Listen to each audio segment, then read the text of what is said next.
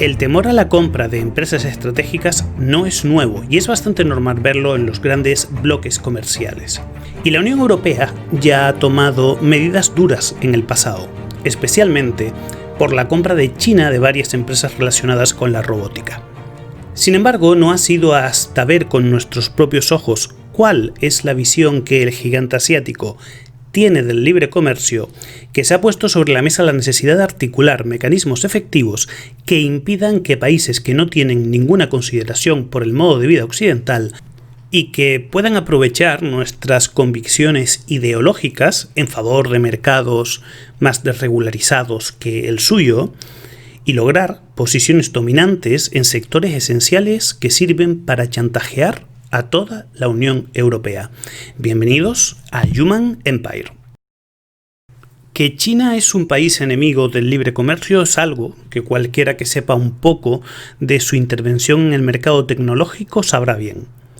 China se nutre de una posición ambivalente sobre el libre mercado. Lo permite siempre que quien gane sea ella y lo prohíbe allá donde tiene intereses propios. Por ejemplo, lo podemos ver en los monopolios que ha ofrecido a WeChat o a Alibaba, que han supuesto de facto una seria traba al comercio minorista para poner a la venta sus productos en el mercado chino.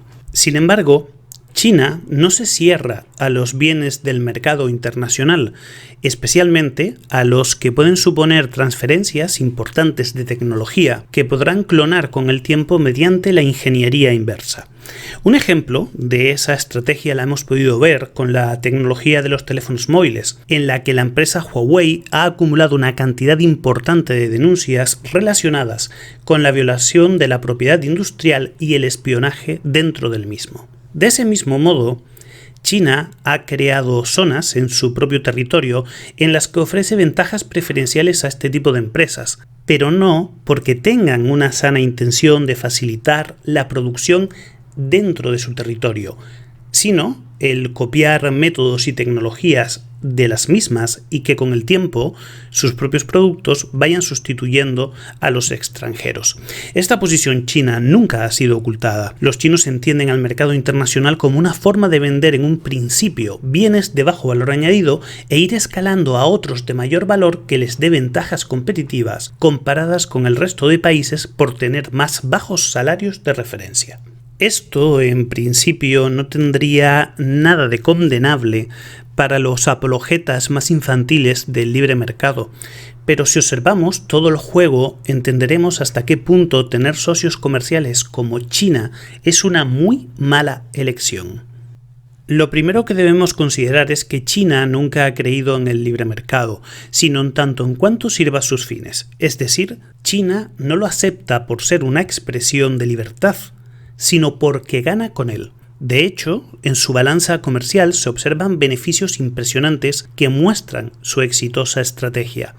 Por lo tanto, para China el mundo occidental abierto al libre comercio con ellos es como ese grupo de gran idiotas que por defender su ideología está dispuesto a poner todas sus cartas sobre la mesa y estar dispuesto a jugar una partida desigual con un rival que nunca ha querido abrir su economía al mismo nivel que los demás sí estaban dispuestos. China, a diferencia de los Estados Unidos y la Unión Europea, ha contemplado normativas que impedían la entrada de empresas externas en sectores como los que ya hemos visto, mientras que nosotros aceptamos su inversión extranjera directa en todos los sectores esenciales, a excepción de la defensa, que por el Real Decreto que ahora mismo tenéis en pantalla quedaba fuera de juego. Con la crisis del COVID-19 ya hemos podido comprobar las pocas virtudes que tiene comerciar con un país que te toma por idiota.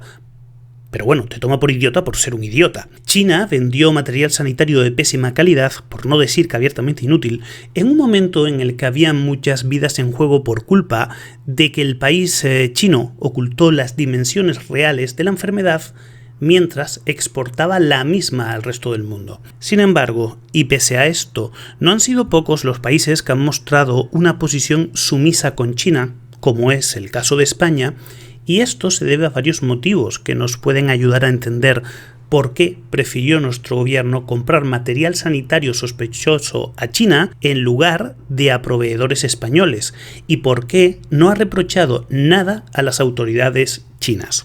Y el motivo principal es el siguiente. Dos de los mayores socios de China, tales como Rusia e Irán, han participado directamente en políticas de desestabilización de España que iban a servir para que los partidos políticos de izquierda ganaran las elecciones. Casos como la financiación de Unidas Podemos o la campaña de desinformación contra el Reino de España en favor de la causa independentista catalana han sido relatados por diversas especialistas de forma detallada. Y si este es un tema del que queráis tener más datos precisos, os recomiendo que veáis la intervención de la especialista Mira Milosevic en el Congreso de los Diputados y de la que os dejaré enlace en la descripción del vídeo. Obviamente, los favores se pagan, y albergar la sospecha de que China ha jugado un importante papel en estas acciones parece más que razonable. No obstante, otros gobiernos importantes de Europa no tienen esa misma deuda que arrastramos en España y dejaron caer la posibilidad de tomar represalias ante la crisis del coronavirus en forma de sanciones o limitaciones al libre comercio con un país tan lamentable como el chino. A esta finalidad servía la propuesta verbal de Macron de cerrar a la Unión Europea al comercio más allá de sus fronteras y volver a renegociar los acuerdos con sus socios, uno por uno. Esta idea tenía no solo a China por objetivo, sino también a los Estados Unidos que, recordemos, ha amenazado con aplicar aranceles a todos los países de la Unión Europea que apliquen impuestos a las empresas tecnológicas de su país. El motivo por el que Trump no tiene razón en quejarse a que le pongan este tipo de impuestos es porque fue él quien cerró la posibilidad de aprobar el famoso TTIP. Según las malas lenguas, la presión de la industria automotriz fue clave para que él rechazara este tratado de libre comercio con la Unión Europea ante el temor de que la industria automovilística europea se los llevara por delante. Estando así las cosas, la idea de Macron no era nada descabellada, pero no contaban con tres cosas que han pasado y que dejan claro que no hay ninguna intención de aceptar el libre comercio en esta película de A3, es decir, China, Estados Unidos y la Unión Europea, si no salen ganando con ello cada uno de los actores en los términos en los que ellos quieren. La primera de estas cosas fue la declaración taxativa del gobierno chino de no pagar ninguna indemnización aunque se demuestre que la crisis del coronavirus es culpa suya en exclusiva. La segunda ha sido la amenaza nada disimulada de que entenderán como una acción hostil las limitaciones al comercio que se le puedan imponer, siendo esto una amenaza poco velada de aplicar medidas radicales ante quien lo haga. Y por último, la posición cada vez más enfrentada entre la Unión Europea, que se muestra como un socio duro ante los Estados Unidos y como una niña asustadiza ante China, que es, objetivamente hablando, nuestro mayor enemigo y peligro, porque su forma de tratar la pandemia es regla para ellos, y las volverán a aplicar en el futuro. Las respuestas que han decidido tomar desde la Unión, teniendo en cuenta lo anterior, no han sido aplicar limitaciones al comercio en general, sino solo a la inversión extranjera directa. Esta nueva normativa habilita a los estados a que puedan aplicar restricciones a la misma dentro de aquellos sectores que consideren esenciales, y estos también pueden ser interpelados por otros países de la Unión presentando la cuestión a la Comisión Europea para que emita un dictamen, pero siempre y cuando el país en cuestión considere que sus intereses quedan lesionados. Sin embargo, finalmente la decisión sobre si la acepta o no la acepta queda en el país soberano. En el caso de España, por ejemplo, esto no va a cambiar casi nada por la fidelidad del actual gobierno a las potencias enemigas de los Estados Unidos, véase China, Rusia, Irán, Venezuela o Cuba, y es que estos forman parte de los dudosos socios de España hoy en día, pero en el caso de países como Francia o Alemania puede llegar a resultar una importante herramienta que impida que sectores de importancia vital queden en manos de un país que no dudaría en emplear la fuerza para defender sus intereses. Este es uno de esos temas fundamentales que nos recuerdan por qué los defensores del libre comercio, sin tener en cuenta la reciprocidad, son simples imbéciles. Mientras el país extranjero, se llame China o Estados Unidos, protege sus sectores débiles y garantiza el empleo y sus intereses, esos pardillos dicen que deberíamos abrir nuestra economía a aquellos sectores en los que ellos son más fuertes. Para usar una analogía deportiva, es como si los libertarios Ojo, dentro de los libertarios los hay también muy inteligentes, pero dentro de ellos también está el mayor número de defensores incondicionales del libre mercado, pues estuvieran dispuestos a jugar un partido de fútbol en el que Estados Unidos y China no tienen portería.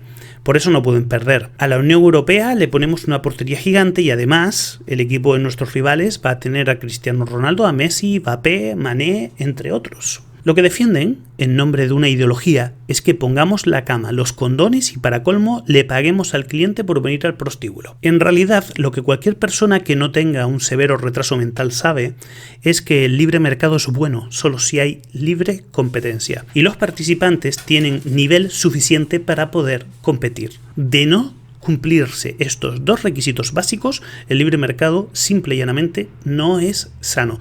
E incluso dándose, ya hemos visto en este canal que hay momentos en los que tampoco no es sano. No obstante, lo que no se puede negar es que en esas condiciones, en condiciones de libre competencia entre agentes que realmente pueden competir, se puede llegar a resultados muy cercanos a el óptimo económico y esto nos dará el mejor resultado posible. Y lo hemos podido comprobar en la práctica en multitud de ocasiones. Por lo tanto, lo que tenemos sobre la mesa es algo muy diferente. Una lucha de poderes que no debería estar en manos de pseudoeconomistas, sino de especialistas en ciencias políticas y economía, muy especializados en teoría de juegos, para fijar la mejor estrategia posible. Lo que pudiera pasar por restricciones del comercio o incluso medidas mucho más drásticas. Recuerda visitar nuestro blog, seguirnos en nuestras redes sociales, así como suscribirte a nuestro canal y activar la campana si quieres que YouTube te notifique cada vez que subamos un nuevo vídeo. Y si te ha gustado este vídeo, puedes invitarme a una caña por medio de PayPal o de Patreon, o bien me puedes ayudar dándole un like al vídeo, comentando y compartiendo con tus amigos y familiares.